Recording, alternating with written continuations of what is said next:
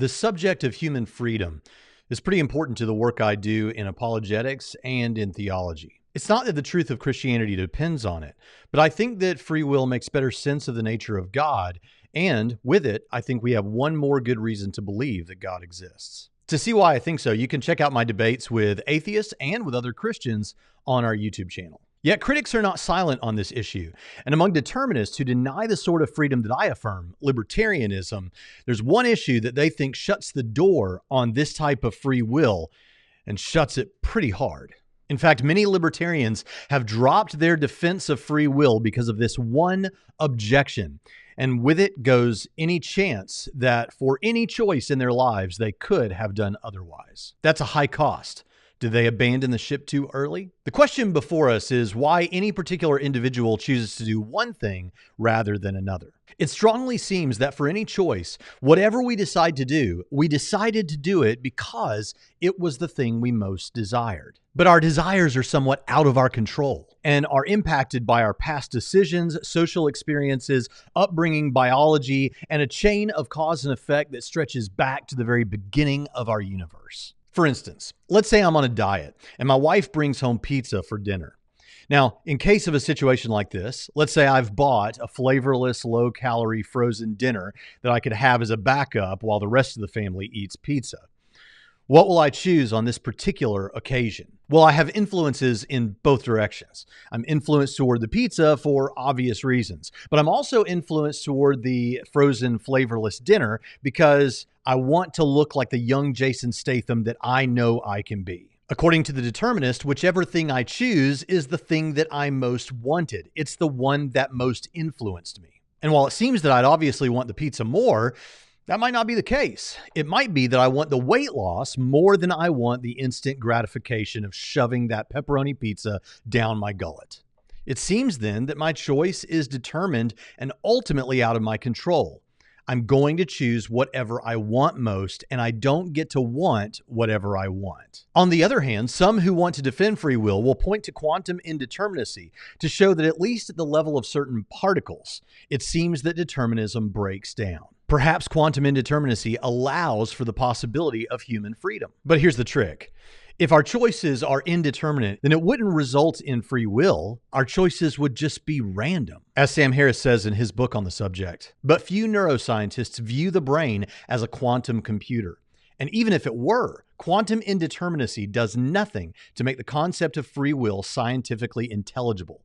In the face of any real independence from prior events, every thought and action would seem to merit the statement, I don't know what came over me. In other words, if we introduce indeterminacy, Harris thinks you wouldn't even know why you did whatever it was you chose to do. Dan Barker agrees, saying, it appears that randomness and uncertainty are built into the fabric of reality at that level. In any event, I don't think it matters if microdeterminism is true or false. Free will gains nothing from randomness. Barker echoed this idea in my debate with him from 2020. I think your whole idea about quantum indeterminacy or uncertainty and all that actually makes the problem worse. Because what quantum indeterminacy does, and I just talk about it briefly in my book, what it does is it introduces randomness. Randomness is the opposite of control. Randomness is the opposite of free will. It means that, yeah, I could have chosen a strawberry ice cream if that particular probabilistic neuron in a subatomic particle had fired in a randomly different way. So your choices are either determined or random. This leaves little hope for human freedom. And YouTube atheists have picked up this line of reasoning and run with it as a supposed dilemma. So let me start to ask you some questions here. So any decision you make, there are two options. Either you're making the decision for reasons, in which case it's determined by the reasons, or you're making it for no reason, in which case it's random. There's nothing you can add to this to get out of that dichotomy, which means every decision possible is either determined or random. What can you add to that to get free will? But is this a true dilemma? Must our choices either be fully determined or fully random?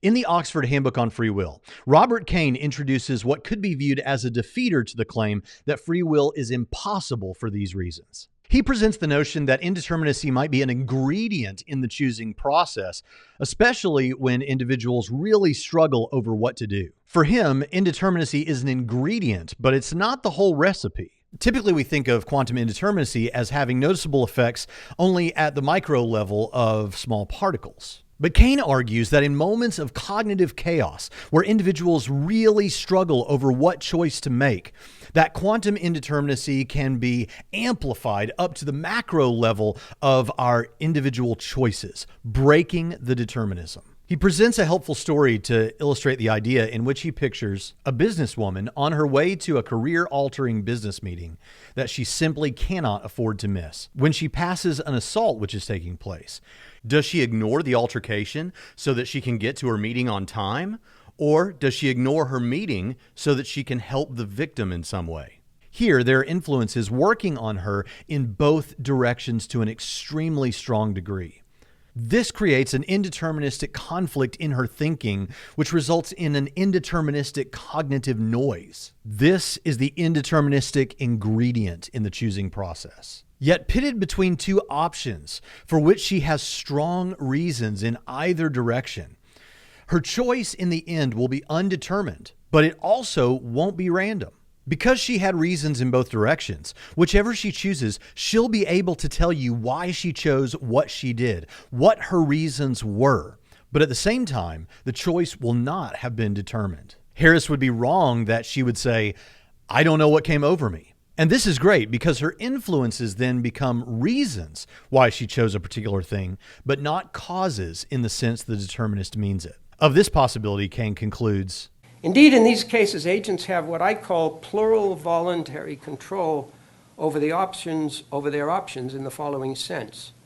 They are able to bring about whichever of the options they will, when they will to do so, for the reasons they will to do so, different reasons depending on the choice made, on purpose rather than accidentally or by mistake, without being coerced or compelled in doing so, or in willing to do so, or otherwise controlled by any other agents or mechanisms."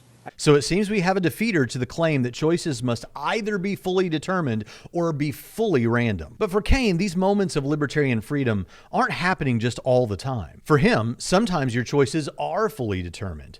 But even when they are, you're still responsible because you formed the character within yourself to make those determined choices during those character-forming moments when you did have libertarian freedom. For this reason, he calls those instances self-forming actions, or SFAs. And frankly, I'm not hostile to that idea. It retains responsibility. It provides libertarian freedom. It seems to work. But I have two further thoughts on this before we go.